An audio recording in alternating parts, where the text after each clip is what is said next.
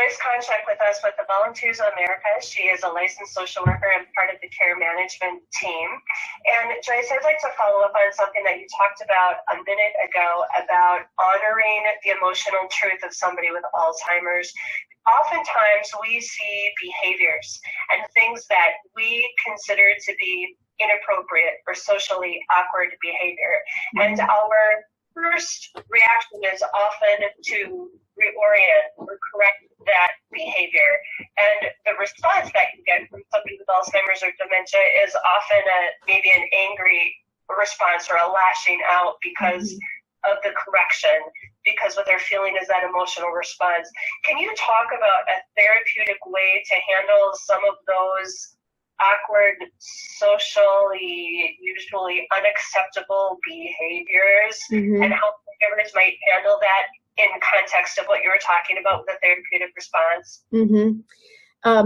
To begin with, it's interesting that you had to put quotes around the behavior. You have a sense that that's an inappropriate way to describe actions of people who have dementia, who may be acting inappropriately in certain situations. And I'm really trying to train myself and to educate everyone that I come in contact with, clients and staffs of various organizations, that we should be using the term disinhibition. People are disinhibited in moderate to advanced stages, and sometimes even in early stages of a dementing illness. And this disinhibition has to do with the changes going on in their brain. Too often we hear that, we hear somebody labeled, unfortunately, as a behavior problem, when what they're experiencing is they're experiencing brain damage from the disease process, and one of the symptoms is disinhibition. So what do? I think we back off a little, we take a step back, we take as non-threatening a stance as possible, we watch our body language so as to not increase any upset or anxiety. I mean, you can, if you are in touch with yourself and in touch with your client or your loved one, you can see them escalating in front of your eyes sometimes. And that can be through, you could see them pacing or increasing the volume of their language. So we can sense this when somebody's getting upset. So to take a step back, to back off, to observe more, maybe to name the feeling. I see you're angry. I see you're I see you're very upset. I want to understand how upset you are. You're very upset. It's okay to repeat that, because for them to understand that you understand, I mean, you're going to get through on an emotional level, hopefully.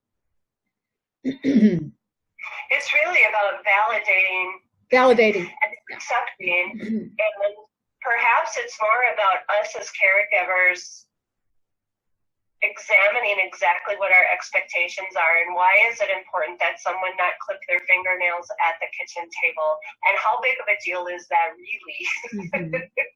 So that's usually where I come from, and I know that's a very simplistic approach, and I know caregiving gets much more complicated, and there's many layers to the relationship and letting go and changing expectations. But I often think that as a caregiver, our job gets much easier if we are willing to examine our own expectations.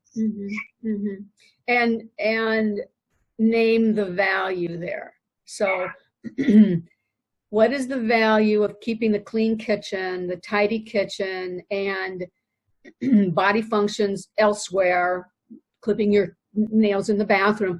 What is the relative value of that? And sometimes naming that, you are having a classic values conflict here, Auntie Joan. Let's talk about that. This is a values conflict. In my experience as a care manager, it helps people to understand that they're having a values conflict. I mean, a classic values conflict in my life, my care manager life, has to do with safety versus autonomy and independence. We want our older adult family members to be safe.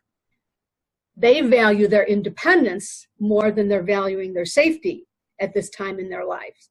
And if they have the capacity to make that decision about taking more risks in order to increase and maintain their independence, they have a right to do that. There may come a time in a person's life when they have moderate to severe dementia that is reversed, that we are going to make decisions as their caregivers that their safety is more important than their independence. But to name the values conflict, I think, is helpful to people.